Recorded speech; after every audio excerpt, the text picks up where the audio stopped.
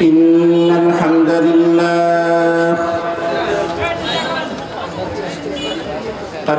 لله نحمده ونستعينه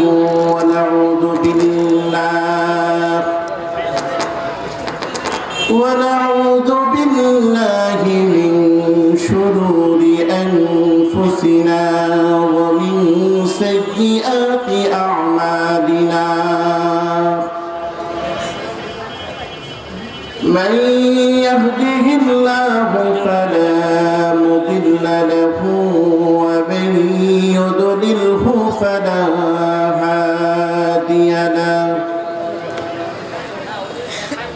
فلن تجد له وليا مرشدا. ونشهد أن لا إله إلا الله وحده لا شريك له الذي لا ند له ولا ضد له ولا مثل له ولا مثال له. ونشهد أن سيدنا وحبيبنا وحبيب ربنا وطبيبنا وطبيب قلوبنا ومولانا محمدا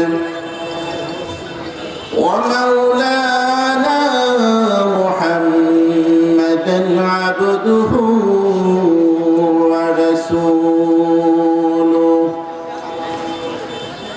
الذي أرسله بالحق بشيرا ونذيرا وداعيا إلى الله بإذنه وسراجا وقمرا منيرا.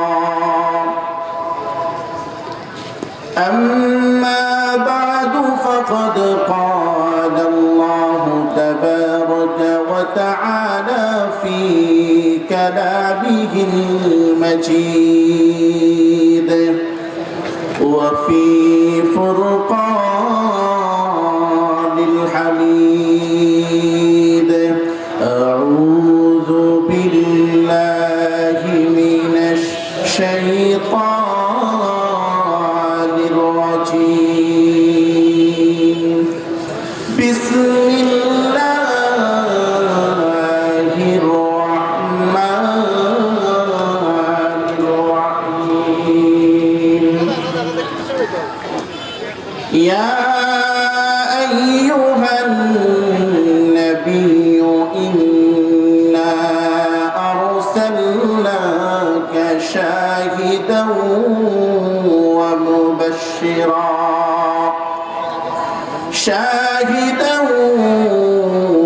ومبشرا ونذيرا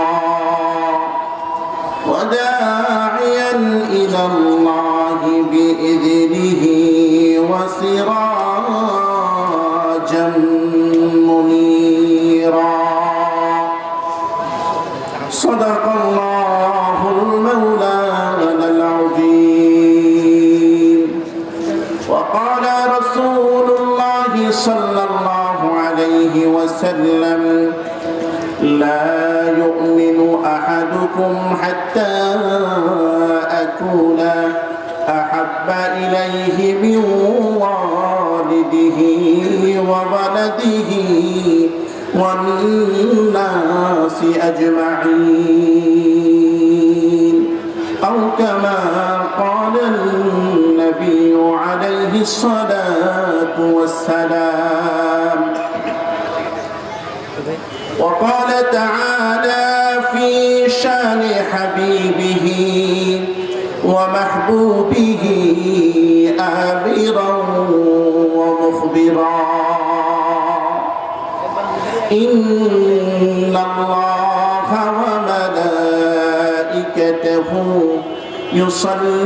يصلون على النبي يا أيها الذين آمنوا صلوا عليه وسلموا تسليما درود إبراهيم পড়ি اللهم صل على محمد وعلى آل محمد كما صليت على إبراهيم وعلى آل إبراهيم إنك حميد مجيد اللهم بارك على محمد وعلى آل محمد كما باركت على إبراهيم وعلى آل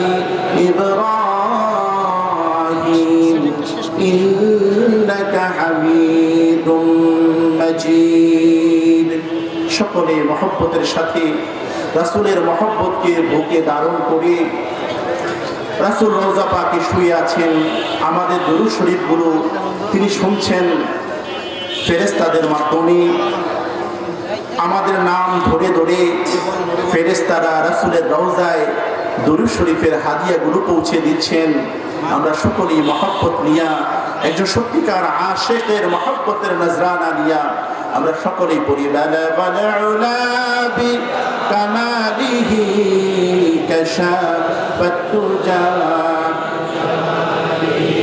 হাসানাতু জামিউ খিসালিহি সাল্লু আলাইহি আগমনে তোমার জন্য হলো এ পৃথিবী জাহান আগমনে তোমার জন্য হলো এ পৃথিবী জাহান তাই তো সবে পড়ে দুরুদ কুল মাখলুক তামাম বালাগাল উলা বিকামালিহি কাশাফাত তুজা বিজামালিহি হাসানাতু জামিউ খিসালিহি সাল্লু আলাইহি আতায়ানি الصباح يوما إلى أرض الحرام أتياني الصباح يوما إلى أرض الحرام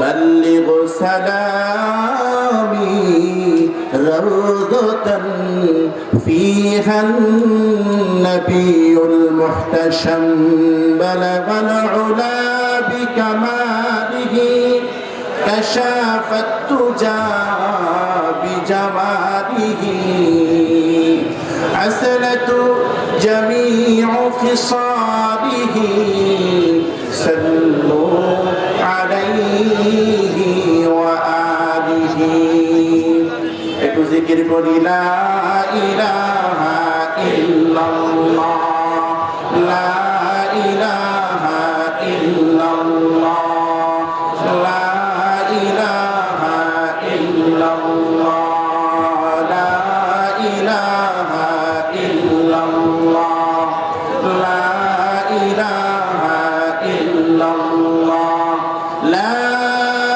ইলাহা ইল্লাল্লাহু মুহাম্মাদুর রাসূলুল্লাহ সাল্লাল্লাহু আলাইহি ওয়াসাল্লাম।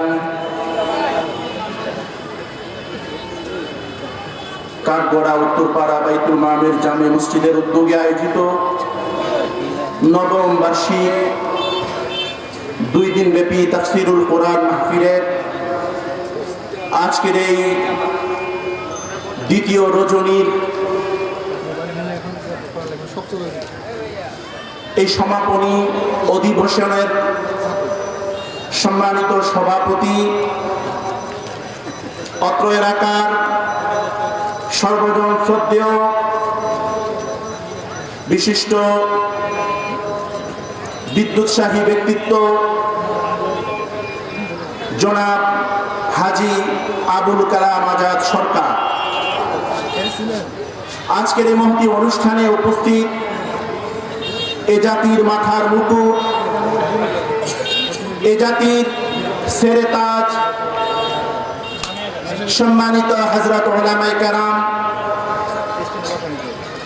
আজকের এই মহতি অনুষ্ঠানে আমন্ত্রিত অতিথিবৃন্দ, অত্র এলাকার এই ১ নং ওয়ার্ডের সম্মানিত মেম্বার জনাব মোহাম্মদ আলী সরকার এবং আরো অন্যান্য অতিথিবৃন্দ, আমার সামনে উপবিষ্ট তারুণ্যের অহংকার, তারুণ্যের উচ্ছ্বাস, এ জাতির আশা আকাঙ্ক্ষার প্রতীক আমার যুবক বন্ধুরা, প্রবীণ বাবারা, আল্লাহ তাআলার বান্দারা এবং যে সমস্ত মা বোনেরা পর্দার আড়াল থেকে আমাদের কথাগুলো শুনছেন, আমার সম্মানিতা মা এবং বোনেরা, আমরা আলোচনার শুরুতেই কৃতজ্ঞতা জানাতে চাই, শুকরিয়া জানাতে চাই অন্তরের অন্তঃস্থল থেকে সেই মহিমান্বিত সেই মহান রব্বুল আলামিনের সমীপে, যিনি আমাদেরকে দয়া করেছেন, মায়া করেছেন, অনুগ্রহ করেছেন। এই জঞ্জাবিক্ষুব্ধ সময়ে, ব্যস্ততম মুহূর্তে আমাদেরকে যার যার কাজ থেকে, যার যার ব্যবসা বাণিজ্য থেকে, কর্ম থেকে ফারেক করে, মুক্ত করে, সুস্থ রেখে আমাদেরকে কোরআন হাদিসের এই মজলিসে, মহতি মাহফিলে আমাদেরকে আসার বসার জন্য যে মনিব, যে মালিক তৌফিক দিলেন, আমরা সেজন্য বেজান না খুশি? অল্প না বেশি? আমরা যদি সত্যিকার অর্থে মনিবের কাছে, মালিকের কাছে আমরা যদি খুশি হয়ে থাকি, নিয়ামত পেয়ে, আমরা সকলেই সমস্বরে সেই মহিয়ানের দরবারে সকলে মিলে কণ্ঠ উজাড় করে দিয়ে এক বাক্যে, একসাথে সমস্বরে সকলেই পড়ছি তার শেখানো ভাষায়, আলহামদুলিল্লাহ রব্বানা লাকাল হামদ হামদান তাইয়িবান মুবারাকান ফি।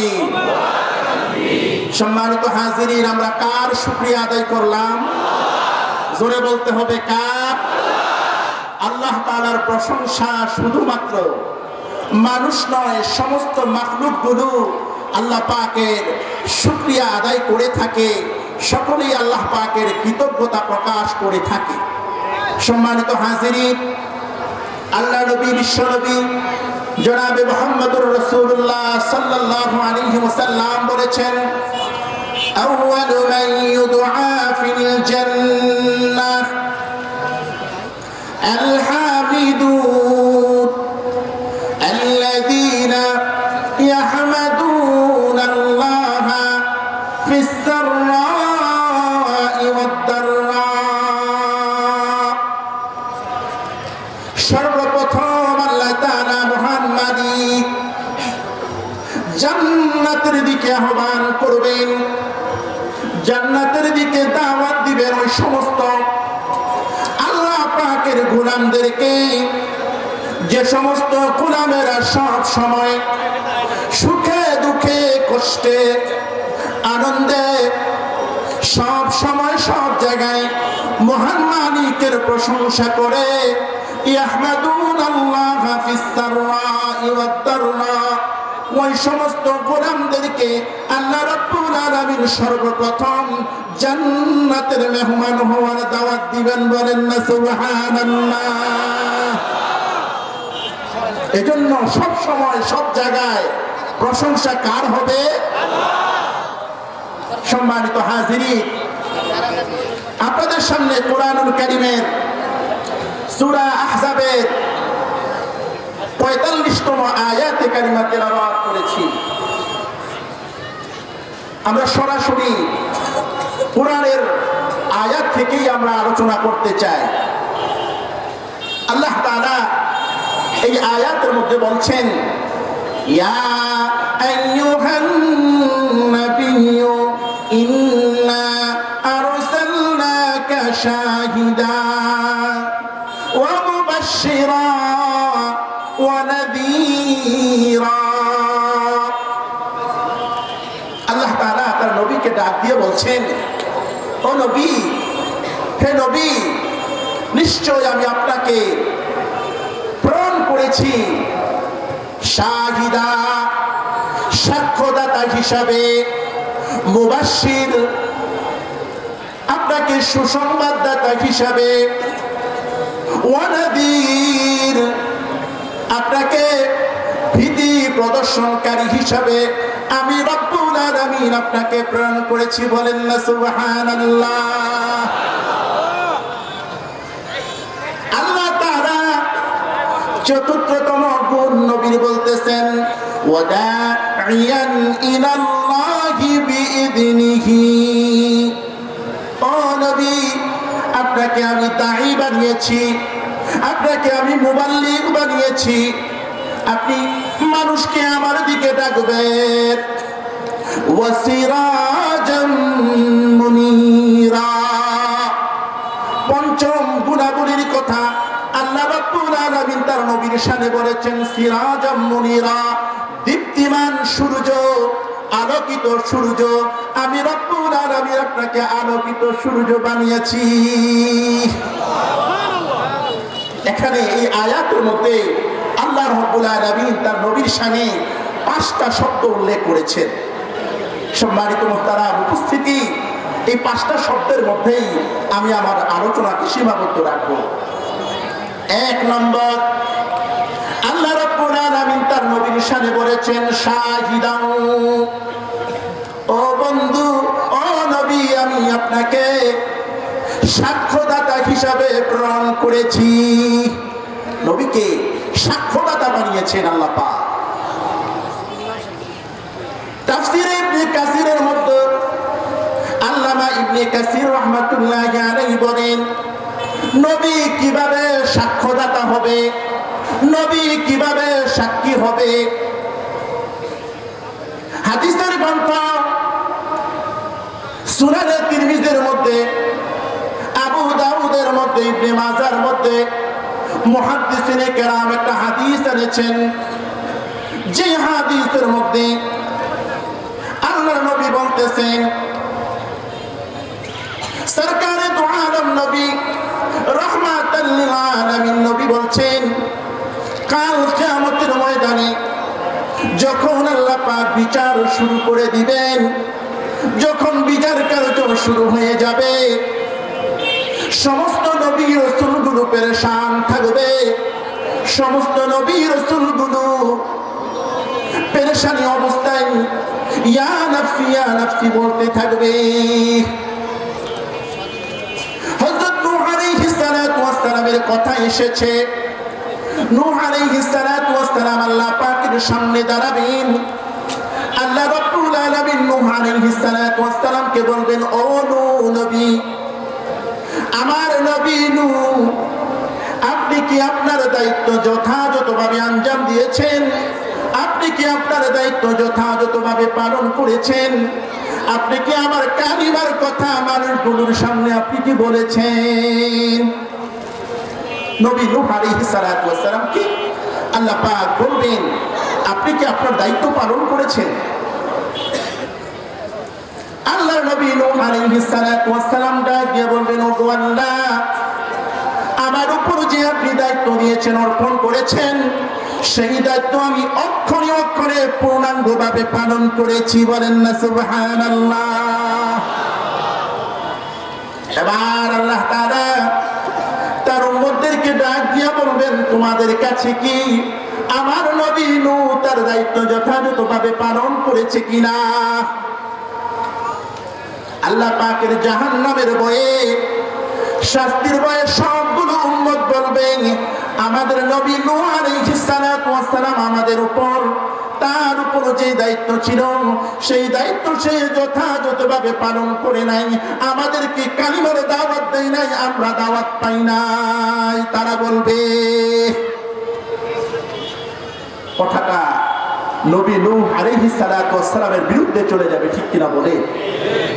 নূহ আলাইহিস সালাতু ওয়াস সালাম বলছেন তিনি যথাযথভাবে তার দায়িত্ব পালন করেছেন, কিন্তু তার উম্মতেরা বলছেন যে না, নূহ আলাইহিস সালাম আমাদের নবী, আমাদের কাছে তো কোনো দাওয়াত দেন না। আমার ভাইরা, আমরা যদি দেশের বিচার ব্যবস্থার দিকে তাকাই দেখতে পাবো বাদী বিবাদী যখন বিচারকের সামনে হাজির হয়ে যায় তখন তাদের জন্য সাক্ষীর প্রয়োজন হয় কিনা বলেন তো দেখি, জোরে বলেন, সাক্ষীর প্রয়োজন হয় কিনা?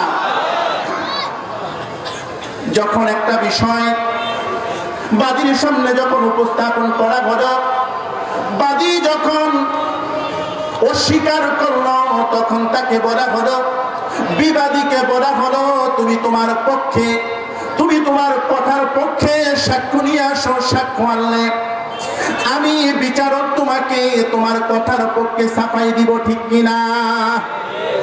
আল্লাহ রাব্বুল আলামিন সেদিন বিচারক, তার সামনে নবী নূহ আলাইহিস সালাতু ওয়াস সালাম দাঁড়ানো, বিচারের কাঠ গড়ায় নবী দাঁড়িয়ে আছেন, তার বিবাদী হচ্ছে তার উম্মতেরা। কত কঠিন অবস্থাটা হবে।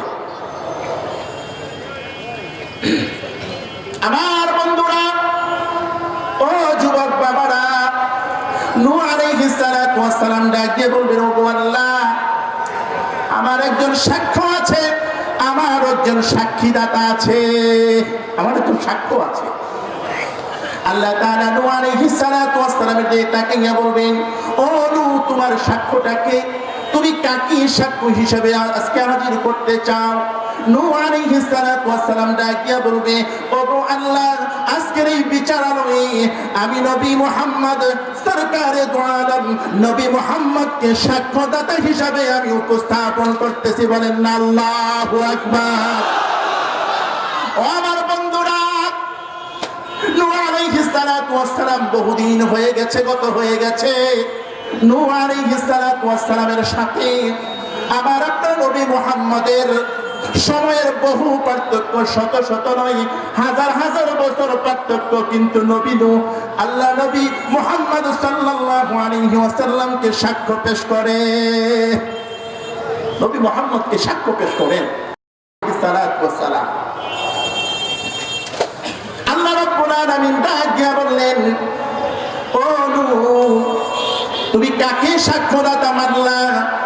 এমন একজনকে সাক্ষ্যদাতা মানলা যে তো তোমার কর্ম দেখে নাই, তোমার সময় তো সে ছিল না, সে তো ছিল না। হযরত নূহ আলাইহিস সালাতু ওয়াস সালাম ডাক দিয়া বলবেন, ওগো আল্লাহ, ওগো আল্লাহ, আপনি আপনার বন্ধুর সামনে, আপনি আপনার নবী জনাবে মুহাম্মদুর রাসূলুল্লাহ সাল্লাল্লাহু আলাইহি ওয়াসাল্লামের শানে আপনি একটা প্রশংসাসূচক গুণবাচক শব্দ, শাহিদান শব্দ ব্যবহার করেছেন। আপনি তাকে শাহিদান, সাক্ষ্যদাতা হিসাবে আপনি লকব দিয়েছেন, আপনি তাকে গুণাবলী দিয়েছেন, সিফাতটা আপনি দান করেছেন, আপনি আপনার নবীকে সাক্ষ্যদাতা দান করেছেন। সুতরাং আপনার নবীকে আমি সাক্ষ্য মানলাম। বলেন না সুবহানাল্লাহ। আল্লাহ, আপনি তো আপনার নবী মুহাম্মদকে সাক্ষ্যদাতা বানিয়েছেন, আপনি তো আপনার নবীর শানে শাহিদান শব্দ ব্যবহার করেছেন। সুতরাং আপনি যেহেতু আপনার বন্ধুকে সাক্ষ্যদাতা মেনেছেন, আমিও আমার সাক্ষী হিসাবে নবী মুহাম্মদকে মেনে নিলাম। বলেন না সুবহানাল্লাহ। ওয়া ইয়াকুনা আলাইহিমুশ শুহাদা। অন্যত্র আয়াতে আল্লাহ রাব্বুল আলামিন বলতেছেন, সমস্ত মানুষের উপর আল্লাহ নবী সাক্ষ্যদাতা হবে। বলেন না সুবহানাল্লাহ। সমস্ত নবী রাসূল যারা, তার উম্মতেরা যখন নবী রাসূলদের বিরুদ্ধে কথা বলবে, তাদের পক্ষে বলবে না, নবী রাসূলরা সেদিন নবী মুহাম্মদকে সাক্ষ্যদাতা হিসাবে মেনে নিবে। আমার ভাইরা, 2 নম্বর, আল্লাহ তাআলা নবী মুহাম্মদকে মুবাশশির বলেছেন, নবী মুহাম্মদকে সুসংবাদদাতা বলেছেন। তাফসীর ইবনে কাসিরের মধ্যে আল্লামা ইবনে কাসির রাহমাতুল্লাহি আলাইহি বলেন, নবী মুহাম্মদকে আল্লাহ তাআলা মুবাশশির বলে, সুসংবাদদাতা বলে আল্লাহ তাআলা প্রমাণ করে দিয়েছেন এই দুনিয়ার বুকে যারা আল্লাহ পাকের ঈমানকে ধারণ করবে, আল্লাহ পাকের কোরআনকে ধারণ করবে, যারা আসমানি কিতাবের ধারক বাহক হবে, যারা আল্লাহ পাকের দ্বীনকে মানবে, কষ্টের মধ্যে, সুখের মধ্যে, দুঃখের মধ্যে, সব জায়গায় যারা আল্লাহ রাব্বুল আলামিনকে মেনে চলবে, ওই সমস্ত মানুষগুলোর জন্য আল্লাহর নবী হচ্ছেন মুবাশশির। বলেন না সুবহানাল্লাহ। আল্লাহ নবী মুবাশশির, আল্লাহ নবী সুসংবাদদাতা। এই দুনিয়ার বুকে আল্লাহ রাব্বুল আলামিন নবী মুহাম্মদ সাল্লাল্লাহু আলাইহি ওয়াসাল্লামকে সুসংবাদদাতা হিসাবে পাঠিয়েছেন। দুনিয়ার সমস্ত মানুষের জন্য আল্লাহর নবী সুসংবাদদাতা। যারা কষ্ট করে করে দ্বীনের ক্ষেত্রে, কোরআন বাস্তবায়নের ক্ষেত্রে, কোরআন মানার ক্ষেত্রে যত ধরনের কষ্ট আসুক না কেন, যত ধরনের সমস্যা আসুক না কেন, নিজেদের জীবন বাজি রেখে যারা কোরআনের পক্ষে কথা বলবে, যারা কোরআন মেনে চলবে, যারা কোরআনকে নিজেদের জীবনে বাস্তবায়ন করবে, যারা জীবনের সব জায়গায় কোরআনকে মেনে চলবে, ওই মানুষগুলোর জন্য আল্লাহ নবী সুসংবাদ নিয়ে এসেছেন। বলেন না সুবহানাল্লাহ। আমার ভাইরা, আল্লাহ নবী বিশ্ব নবী জনাবে মুহাম্মদুর রাসূলুল্লাহ সাল্লাল্লাহু আলাইহি ওয়াসাল্লাম কে আল্লাহ রাব্বুল আলামিন এই দুনিয়ার বুকে শ্রেষ্ঠ শিক্ষক হিসেবে পাঠিয়েছেন। ঠিক কিনা বলে? কোন জাতির যদি উন্নতি করতে হয়, কোন জাতিকে যদি উন্নতির চরম শিখরে পৌঁছতে হয়, 2টা জিনিসের প্রয়োজন। কয়টা জিনিস? জোরে বলেন কয়টা? 1 নম্বর হচ্ছে জাতির উন্নতির জন্য সর্বপ্রথম কাজটা হলো জাতিকে এমন কিছু শিক্ষক দিতে হবে, এমন কিছু দক্ষ প্রাজ্ঞ বিজ্ঞ শিক্ষক দিতে হবে যারা সঠিকভাবে শিক্ষাদান করবে। 2 নম্বর হচ্ছে জাতিকে প্রকৃত শিক্ষিত করার জন্য এমন একটা সুন্দর নির্ভুল সিলেবাস দিতে হবে, যেই সিলেবাস পড়ে জাতি ভ্রান্ত হবে না, জাতি নৈতিকতার অবক্ষয়ের মধ্যে যাবে না। ঠিক কিনা বলে? আমার ভাইরা, আল্লাহ রাব্বুল আলামিন এই জাতির উপর এমন কিছু শিক্ষক পাঠিয়েছেন, এমন কিছু মুআল্লিম পাঠিয়েছেন যারা ছিল সময়ের সবচেয়ে ভালো মানুষ, সবচেয়ে উত্তম মানুষ, সময়ের শ্রেষ্ঠ মানুষগুলোকে আল্লাহ তাআলা শিক্ষক হিসাবে দুনিয়াতে পাঠিয়েছে। নবী রাসূলকে আল্লাহ তাআলা শ্রেষ্ঠ শিক্ষক হিসাবে এই পৃথিবীর বুকে পাঠিয়েছেন। ঠিক কিনা বলে?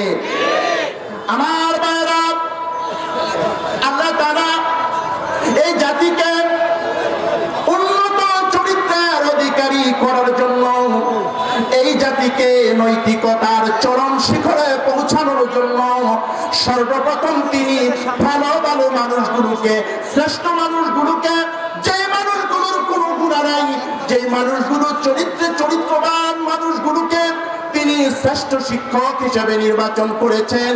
তারই ধারাবাহিকতায় দুজাহানের বাদশা সরওয়ারে আলম নবী মুহাম্মদুর রাসূলুল্লাহ সাল্লাল্লাহু আলাইহি ওয়াসাল্লামকে আল্লাহ তাআলা শ্রেষ্ঠ শিক্ষক হিসেবে আমাদের জন্য নির্বাচন করেছেন। ঠিক কিনা বলে? আমার ভাইরা, 2 নম্বর প্রয়োজন, জাতিকে যদি উন্নতি করতে হয় এমন একটা সুন্দর সিলেবাস দিতে হবে, এমন একটা গাইডলাইন দিতে হবে, এমন একটা সুন্দর পাঠ পরিক্রমা দিতে হবে আল্লাহ তাআলা এই জাতির জন্য এমন একটা সিলেবাস দিয়েছেন, এমন একটা গাইডলাইন দিয়েছেন, যেই গাইডলাইনের নাম হচ্ছে কোরআন। বলেন না সুবহানাল্লাহ। আমরা পেয়েছি শ্রেষ্ঠ শিক্ষক নবী মুহাম্মদ, আমরা পেয়েছি শ্রেষ্ঠ সিলেবাস আল কোরআনুল কারীম। আমরা দুটা জিনিস পেয়েছি। এবার 3 নম্বর বিষয় হইল, এই দুটা জিনিসকে যদি আমরা ফলো করতে পারি, দুইটা জিনিসকে যদি আমরা মেনে চলতে পারি, তাহলে শ্রেষ্ঠ শিক্ষকের শিক্ষা দ্বারা, শ্রেষ্ঠ সিলেবাসের দ্বারা আল্লাহ পাক আমাদেরকে শ্রেষ্ঠ উম্মত হিসেবে আল্লাহ পাক নির্বাচন করবেন। ঠিক কিনা বলে? আমার ভাইরা, আল্লাহ পাকের কোরআন দুনিয়ার বুকে এসেছে। আল্লাহ পাকের কোরআন দুনিয়ার বুকে এসেছে এমন একটা সিলেবাস নিয়ে, এমন একটা গাইডলাইন্স নিয়ে। আল্লাহ পাকের কোরআন দুনিয়ার বুকে এসেছে যেই সিলেবাসের ব্যাপারে সিরিয়াস সিলেবাস প্রণেতা, যেই সিলেবাস সম্পর্কে সিলেবাস প্রণেতা আল্লাহ রাব্বুল আলামিন বলেন, লা রাইবা ফীহি হুদাল লিল মুত্তাকিন। আল্লাহু আকবার। লা রাইবা ফীহি, কোনো সন্দেহ নাই, কোনো সংশয়ের অবকাশ নাই, কোন ধরনের ত্রুটি বিচ্যুতি হওয়ার কোনো অবকাশ নাই। এমন একটা সিলেবাস আমি তোমাদেরকে দিয়ে দিলাম। আমার ভাইরা, পৃথিবীর যত গ্রন্থ আবিষ্কার হয়েছে, যত গ্রন্থ প্রণীত হয়েছে, সবগুলো গ্রন্থের শুরুতে তার লেখক, তার প্রণেতা এই কথাটা ঘোষণা করে, আমি একটা বই লিখেছি, আমি একটা কিতাব লিখেছি, আমি একটা বই প্রণয়ন করেছি, এর মধ্যে ভুল ত্রুটি থাকতে পারে, ভুল ত্রুটি হলে আমাকে জানালে আমি খুশি হব, পরবর্তী সংস্করণে আমি ঠিক করব। ঠিক কিনা বলে? দুনিয়ার সমস্ত লেখকেরা তার বই লেখার শুরুতে ভূমিকার মধ্যে সে তার নিজের ত্রুটির কথা, নিজের দুর্বলতার কথা প্রকাশ করে কিনা বলে? একমাত্র গ্রন্থ আল কোরআন, একমাত্র সিলেবাস আল কোরআন, একমাত্র সংবিধান আল কোরআন, যেই কোরআনের ব্যাপারে তার প্রণেতা বলেছে ভুল তো দূরের কথা, লা রাইবা ফীহি হুদাল লিল মুত্তাকিন। ভুল তো দূরের কথা, সন্দেহ তো দূরের কথা, সংশয় তো দূরের কথা, বিন্দু মাত্র ভুলের কোনো অবকাশ নাই। চিল্লায় বলেন আল্লাহু আকবার।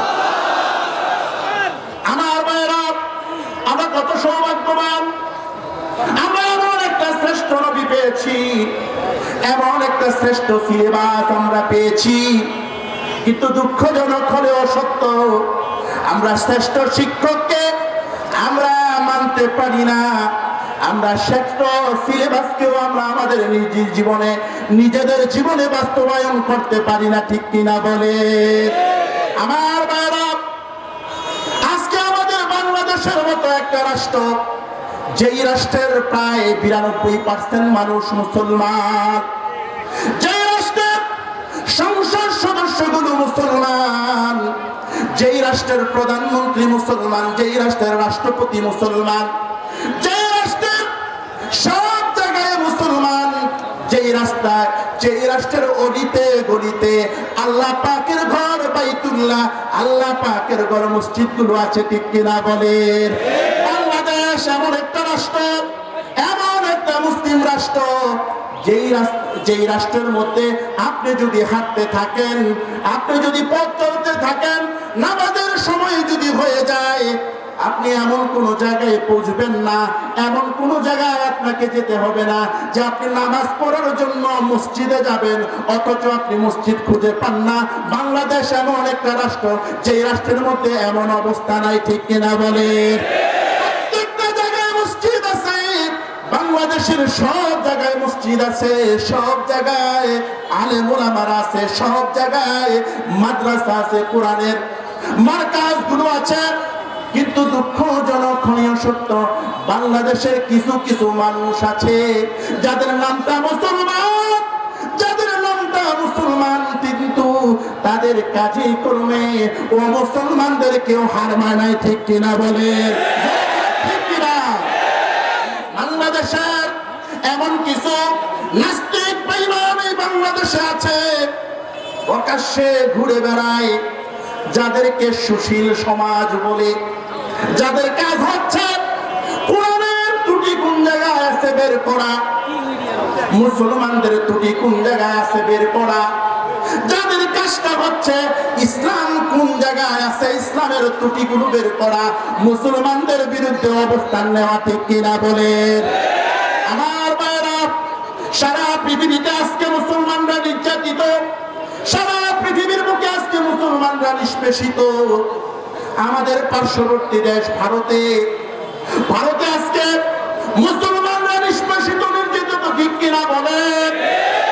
কিন্তু বাংলাদেশে এমন কিছু সুশীল নামের কুশীল বুদ্ধিজীবী আছে, যারা বাংলাদেশে বসে বসে মন্দির পাহারা দেয়, ঠিক কিনা বলে?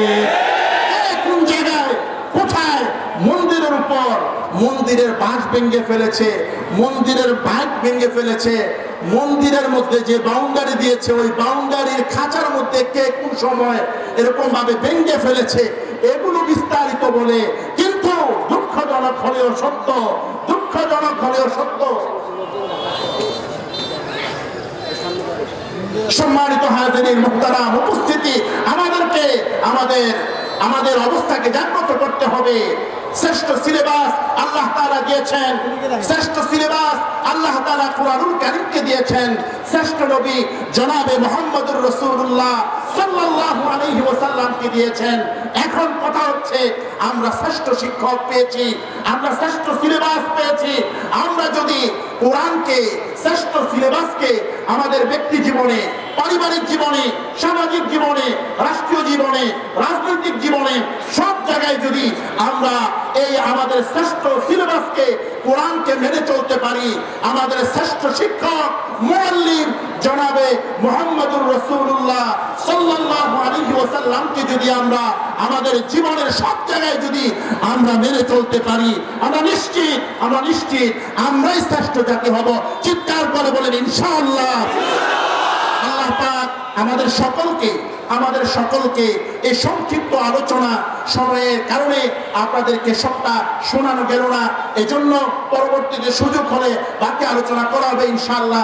সম্মানিত হাজিরিন মুহতারাম উপস্থিতি, আমাদের সামনে বিশেষ মেহমান চলে এসেছেন, আমরা সকলেই তার আলোচনা মনোযোগ দিয়ে শুনে এই উদাত্ত আহ্বান জানিয়ে সকলের কাছে দোয়া চেয়ে আজকের মতো এখানেই বিদায় নিচ্ছি। ওয়া আখিরু দাওয়ানা আনিল হামদুলিল্লাহি রাব্বিল আলামিন। আসসালামু আলাইকুম ওয়া রাহমাতুল্লাহি ওয়া বারাকাতুহু।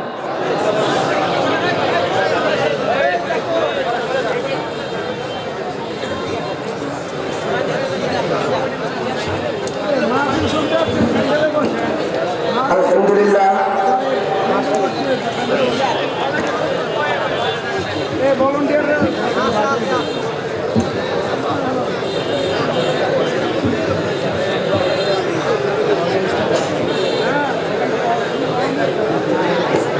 আলহামদুলিল্লাহ, আমরা অত্যন্ত চমৎকার আলোচনা শুনছিলাম আমাদের মেহমানদের কাছ থেকে। আপনারা সবাই জেগে আছেন না ঘুমিয়ে গেছেন? এটা তাকবীর দেন, নারায়ে তাকবীর। আল কোরআনের আলো, আল হাদিসের আলো। আলহামদুলিল্লাহ।